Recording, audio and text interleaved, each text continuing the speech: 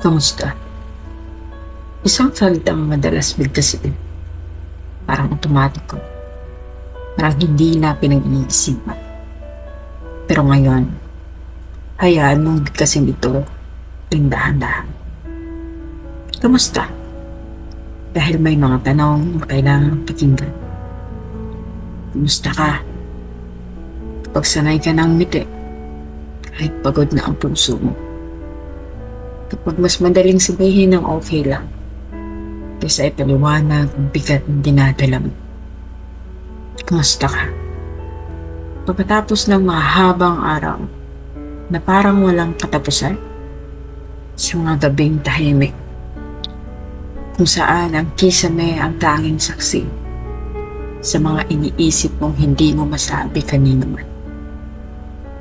Tinatanong natin ang kamusta habang nagmamadali, habang nag-scroll, habang dumadaan lang. Tinatanong pero hindi naghihintay ng sagot.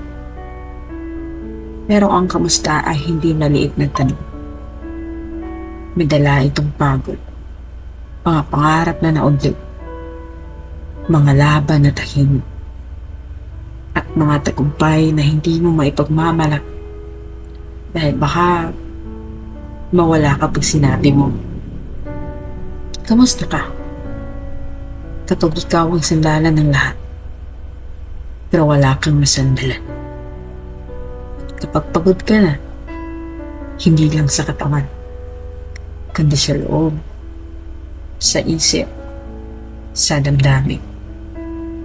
Kamusta ka? Habang tahimik kang nagpapagaling, kapag ang tagumpay mo ngayon ay ang pagbangon sa umaga. Kapag ang simpleng pahinga ay isa ng panalo. Sa mga patuloy na lumalaban, kamusta ka? Sa mga nakakaramdam na nahuhuli sila, kamusta ka? Sa mga ngumiti, kahit masakit, kamusta ka?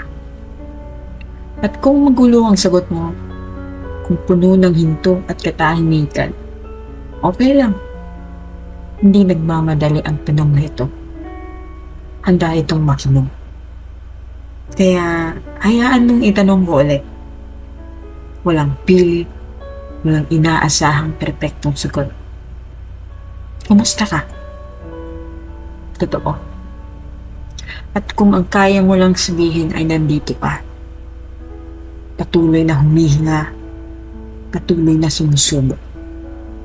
Tandaan mo, sapat na iyon para sa ngayon.